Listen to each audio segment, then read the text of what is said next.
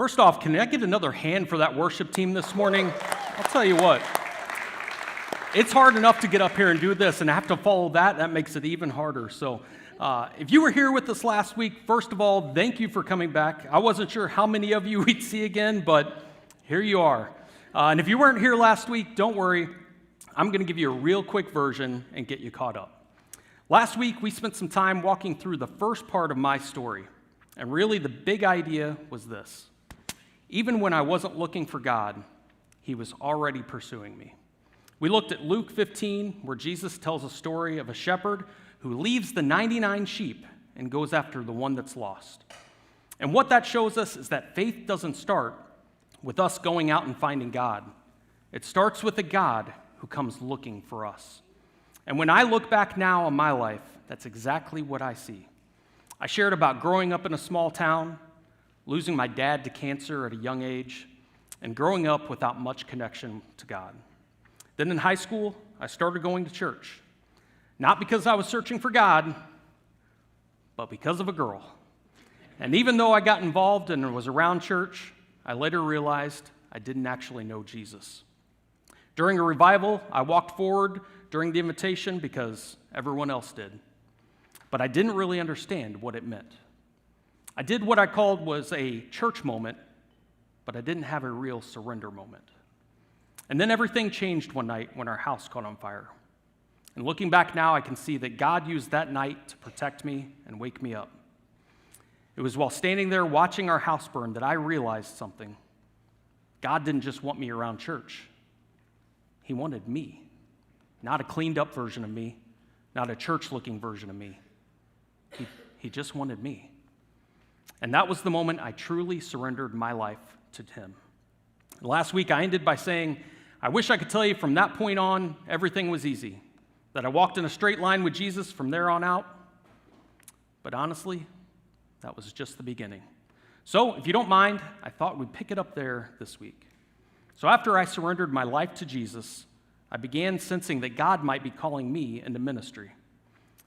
I kept pushing that away at first because I thought there was no way I was capable of doing that. And maybe you've been there before, maybe not with ministry, but with something you knew God was asking you to do. Maybe it was forgiving someone, maybe it was serving somewhere, maybe it was having a difficult conversation, or simply trusting him. And instead of saying, God, I can't wait, your first thought is, God, I think you've got the wrong person. And that's exactly how I felt. I could think of plenty of reasons to say no to going to ministry. One of those reasons was that I found out pretty quickly that nobody goes into ministry for the paycheck. So when I started college, I enrolled in a medical program.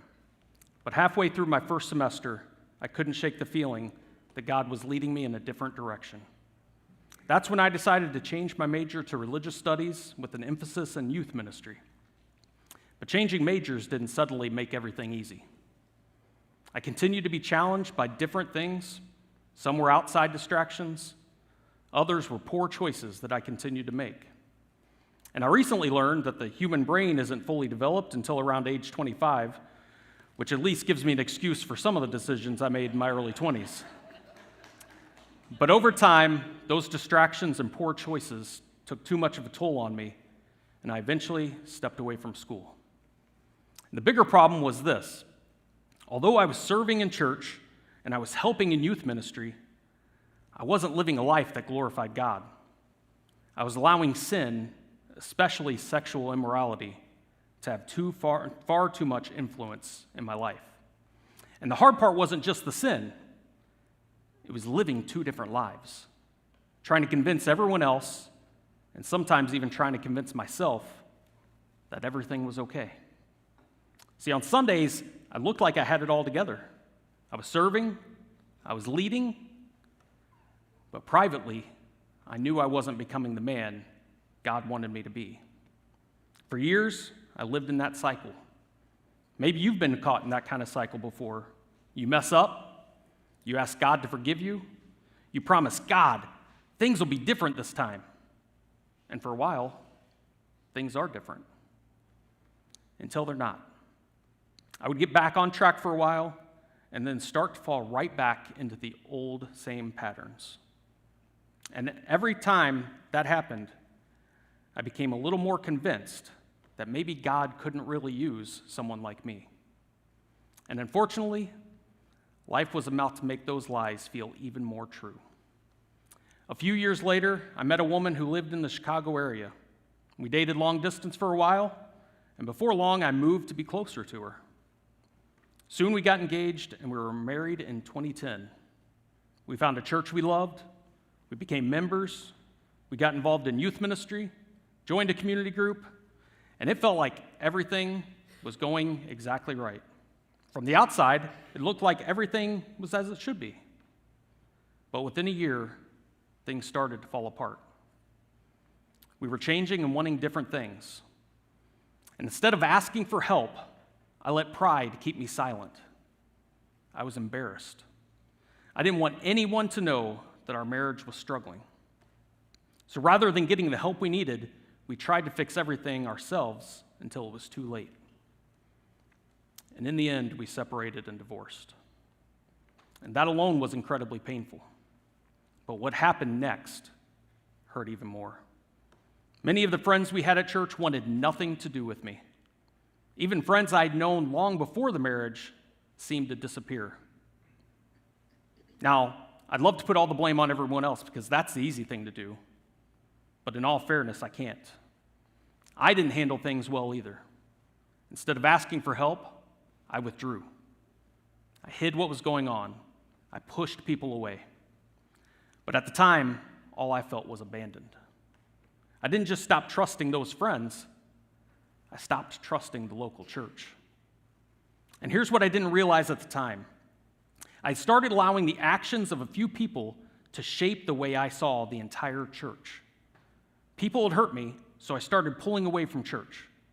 People had disappointed me, so somewhere along the way, I convinced myself that keeping my distance was safer.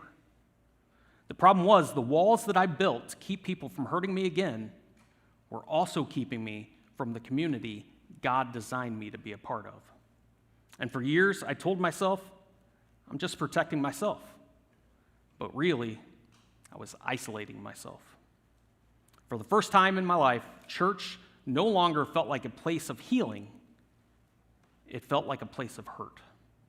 And when you're hurting, it's amazing how one painful experience can change the way you see everything. I told myself, I'm done. Not with God, just with church. I was going to let the same people who were supposed to be the most supportive, the most loving, hurt me like that again. And as I was trying to deal with that pain, little by little, I came to believe that because of my failures, I was no longer usable by God. And that's where I found myself when a new person started at my job. Her name was Ingrid. After working for a while, I finally got up the courage to ask her out. But she said no. And I wasn't surprised because she was way out of my league. But I kept asking her every month. After 3 months of hearing no, I decided to show interest in something she cared about. At the time, she was coaching girls hockey, and I had the bright idea to start showing up at the games. Now, some people call that perseverance. Some people call it stalking. Thankfully for me, it worked out, and she eventually said yes to a date. So we got married in 2014, and as many of you know, she still puts up with me to this day. Now, even before we got married, I knew how important church was to her. And because it was important to her, I told her that someday I'd be open to going back. I just didn't know when. And to her credit, she never pressured me. She never tried to force me back. She simply loved me where I was. Over the next several years, I had still had absolutely no desire to go back to church. Actually, kept finding reasons to say no and stay away from it. One of those reasons came in a way I never expected. In 2017, I went to the doctor because I always felt congested. And what started as a CT scan of my sinuses led to the discovery of a brain aneurysm. Even though doctors said there was only a small % chance that it would rupture, and I could even wait until the following year to address it, all I could think of was that life could change in an instant. So I chose to have surgery sooner rather than later. And during the procedure, as soon as the doctor released the first coil, the aneurysm ruptured. I spent the next 3 weeks in the neuro ICU. And by God's grace, I recovered with minimal side effects.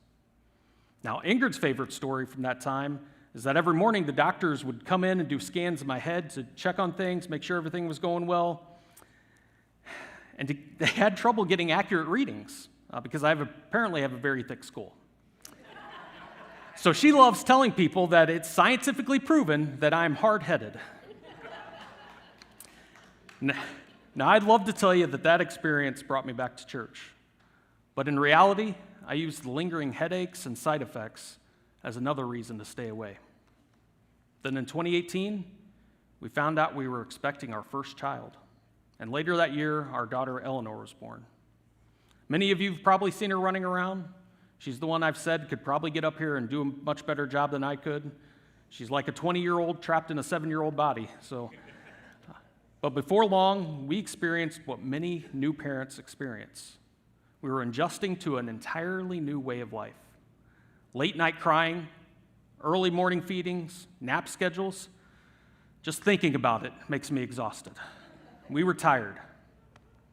And once we finally settled into a rhythm, I found yet another reason not to return to church. I told Ingrid, things are going well right now. Let's not throw the curveball of going to church into the mix. And a little over a year later, in early 2020, we learned we were expecting again. But at our first ultrasound, we found out we had experienced what's called a silent miscarriage. Our baby had passed away, but we didn't know because there were no noticeable symptoms. Because of how far along the pregnancy was, surgery was needed. We were heartbroken. But what I remember most during the season was the pain that Ingrid was in. While still heavily medicated from surgery, she lay there crying uncontrollably, not even knowing what she was doing. And there was nothing I could do to make all the pain go away. I felt completely helpless. I was hurting. I was angry. And instead of drawing me closer to God, it gave me yet another reason to stay away from church. Then the pandemic hit, and we all know how much that changed everything. It was a terrible season. Lives were lost. Everything was shut down. But if I'm being honest, part of me thought, perfect. Churches are closed now. I don't even need an excuse not to go. But by early 2023, I started to realize something. Regardless of what my issues were with church, I wanted to make sure Eleanor grew up knowing Jesus. And to do that, I was going to have to get over my own fears and excuses. Now, we visited several churches, but none of them felt like the right fit. At one church, we even walked in and out without a single person saying hello to us. That experience almost sent me right back to where I'd been before, not wanting to be involved in the local church. I started thinking, this is exactly what I was afraid of. It felt like every church we visited was going to be filled with the people just like the ones who had hurt me before. Was I overthinking it? Absolutely I was. But that's where I was mentally when it came to the local church. Then Ingrid remembered a former coworker that had recommended Springbrook Community Church. We began watching online in late 2023 and really connected with the sermons. So on the first Sunday of 2024, we attended in person. Now, I couldn't even tell you what the sermon was about that day. I couldn't tell you what the songs were that we sung, but I'll never forget how welcomed we were. It started with Tom Pollard greeting us on the sidewalk, showing us around, offering us donuts, helping us find seats. He could have simply said hello and moved on. But instead, he took the extra step to make us feel genuinely welcomed. I also remember John Buckley coming up to us, introducing himself, talking with Eleanor, and making us feel like we were at home, like we'd been attending Springbrook for years. And after the service, we decided to go introduce ourselves to Pastor Matt. Now, keep in mind, we knew absolutely nothing about the guy. We'd never met him before. But during that short 5-minute conversation, I felt God at work. Within just a few minutes, we discovered all kinds of connections. Matt grew up in St. Louis. I grew up in Missouri and actually lived in St. Louis before moving to Chicago. We attended the same small college in Hannibal, Missouri. Now, obviously, a lot of years apart, but still the same small college. Matt also met his wife there. And speaking of his wife, Rachel, or as we all know, the better half of that relationship, okay, don't tell him I said that. She was from a small town in Missouri as well. And turns out Rachel grew up just 30 minutes from my hometown. Now, I can't remember ever meeting someone in the Chicago area who had let alone heard of my hometown, let alone grow up that close to it. Then Matt shared that one of his first ministry positions was at a church just 20 minutes from my hometown. And as it turns out, it was the same church my parents had been married in years before. I remember getting in the car afterward and turning to Ingrid and saying, "That was weird, right?" To have that many connections felt like far more than coincidence. I was still cautious, but the more we kept coming to Springbrook, the more I realized something important. Yes, people in the church had hurt me, but my greatest source of pain was the shame I was still carrying from my own past. My mistakes were real, but they were in my past, and yet I was still allowing my mistakes to define me. For the first time in more than 12 years, I wasn't just attending church. I became involved in the local church again. And a few months later, I asked Pastor Matt to meet because I had a few ideas I wanted to share with him about the church. But that meeting took a very different direction than I expected. Actually, none of my ideas were discussed. Instead, I shared my story. I shared my mistakes. I shared my sense that I'd once been called into ministry and the belief that my past had disqualified me. During that meeting, Matt helped me see that I needed to forgive myself and stop allowing my past to define me. Then he asked a question I had not seriously considered in years. Do you still feel called into ministry? I didn't know how to answer that. My immediate thought was, how could I? How could I possibly still be called? Look at my past. Look at the mistakes I've made. I even stepped away from church for over 12 years. There's no way God could still use someone like me. And that's when he shared a quote I'll never forget. God doesn't call the qualified, he qualifies the called. For the first time in years, I began to wonder if God really wasn't finished with me. And that hit me hard. Because for more than 12 years, I had already decided what my story was. I had made mistakes, I'd walked away, I'd wasted too much time, and in my mind, that chapter of my life was closed. So the idea that God might still have a purpose for me, that he might still be able to use me, honestly, I didn't know what to do with that. Part of me wanted to believe it, but another part of me was terrified to believe it. Matt challenged me to pray about it, and I said I would. For the next 5 months, I did a lot of praying. I also did a lot of avoiding Pastor Matt because I did not know what to tell him. I knew what I believed God was saying, but I was afraid. I was afraid to step out. I was afraid to fail, afraid to leave what felt comfortable. So I kept putting off scheduling a follow-up meeting with Matt. Then one morning, after Ingrid and Eleanor had already left for the day, I came downstairs and found a note on the counter that Ingrid had left for me. This is what the note said: faith over fear.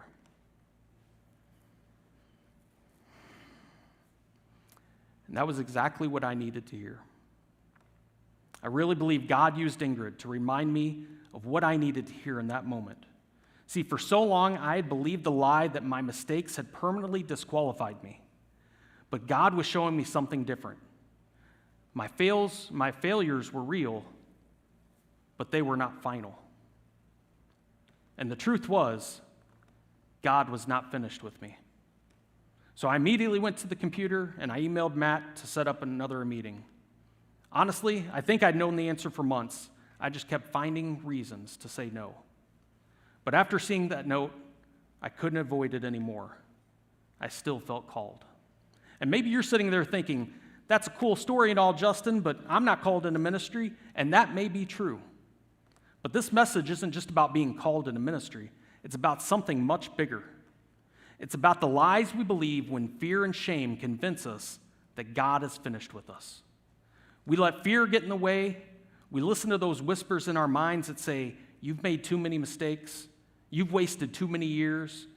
God can use other people, but not you. And those lies are so close to the truth, they sound believable. Because here's what makes those whispers so dangerous. Sometimes they start with something that's actually true. Maybe you have made mistakes. Maybe you did waste some years.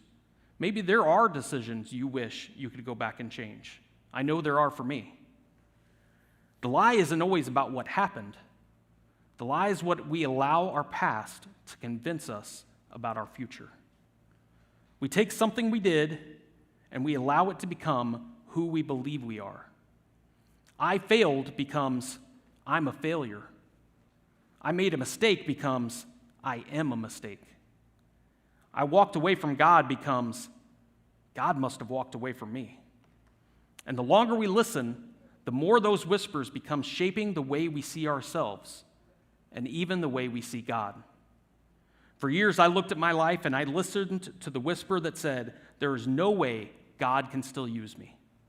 But that is the furthest thing from the truth. Just look throughout Scripture. God used Moses, who thought God had picked the wrong person. Peter, who denied Jesus. Paul, who persecuted Christians. Their failures were real, but their failures were not final. And one of the most beautiful pictures of this is found in Jeremiah chapter 18. In verse 2, God tells Jeremiah, go to the potter's house, and there I will give you my message. Now, I don't know about you, but that's probably not where I would expect God to send someone to learn a spiritual lesson. He didn't send Jeremiah to a synagogue. Not to a mountaintop, not even to another prophet, but to a workshop. And then Jeremiah continues in verse 3 by saying, so I went to the potter's house, and I saw him working at the wheel. Here Jeremiah is, simply watching the potter work. He's not listening to a sermon. He's there to watch a craftsman. The potter is carefully shaping a pot from a lump of clay, and little by little, the pot begins to take shape in the potter's hands.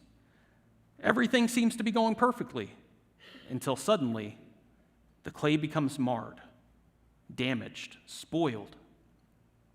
Now imagine you're Jeremiah watching this happen. What do you expect the potter to do? Probably what most of us would do. Throw it away, grab a new piece, start over. But that's not what happens. Jeremiah 18 verse 4 says this, but the pot he was shaping from the clay was marred in his hands, so the potter formed it into another pot, shaping it as seemed best to him. Think about what Jeremiah is seeing here. The clay became marred, but notice the potter doesn't discard the clay and replace it. He doesn't throw it across the room in anger. He doesn't abandon it. The potter continues working with the same piece of clay, never lets go of it. He simply begins reshaping it until it becomes what he intends it to be. See, for years, I had the wrong picture of God. I thought he looked at my failures and simply moved on to someone else. But Jeremiah paints a completely different picture. The clay changed. The potter didn't. The potter wasn't finished with the clay. He simply kept shaping it. And that was my story. My mistakes were real. My failures were real. But the potter didn't throw me away. He began reshaping me into something new. God wasn't finished with me. And here's the beautiful part. That's not just my story. Because if you belong to Jesus, that's the work God is doing in your life too. Then God explains exactly what Jeremiah just witnessed. Listen to what he says in verses 5 and 6. Then the word of the Lord came to me. He said, "Can I not do with you, Israel, as this potter does, declares the Lord. Like clay in the hand of the potter, so are you in my hand, Israel." I think a lot of us believe we're the exception. We hear stories about Moses and Peter and Paul, and we think, sure, God can use people who have failed. But that's a lot harder to believe when we're looking at our own lives. Maybe your story looks nothing like mine. Maybe you didn't walk away from church for 12 years. Maybe you've never been called into ministry. Maybe your mistakes are completely different than mine. But I wonder how many of us walked in here today carrying something from our past. Maybe it's a decision you made, a relationship that fell apart, a season of your life you wish you could change, something you said, something you did. Maybe it's something nobody else in this room even knows about, but you know about it. And somewhere along the way, you started believing that one chapter of your story changed what God could do with the rest of it. And that's when we start listening to those whispers that say, your story is different. You've made too many mistakes. You've failed too many times. God may still use other people, just not someone like you. That's exactly what I believed. And maybe that's the story you've been believing about yourself. That may be your story, but it's not God's story. Your life may feel messy. Your story may feel broken, but the potter has not discarded you. Just because you don't feel his hands doesn't mean he's absent. When I look back now, I see that even though I thought my mistakes had disqualified me, God was still writing my story. His plan didn't end where I fell. That's where his grace began rebuilding me. And if there's one truth I hope you hear today, it's this. Your past may explain part of your story, but it does not have to define your future. And that's not just my experience. That's exactly what Scripture tells us. The Apostle Paul writes in Philippians chapter 1, verse 6, "He who began a good work in you will carry it on to completion until the day of Christ Jesus."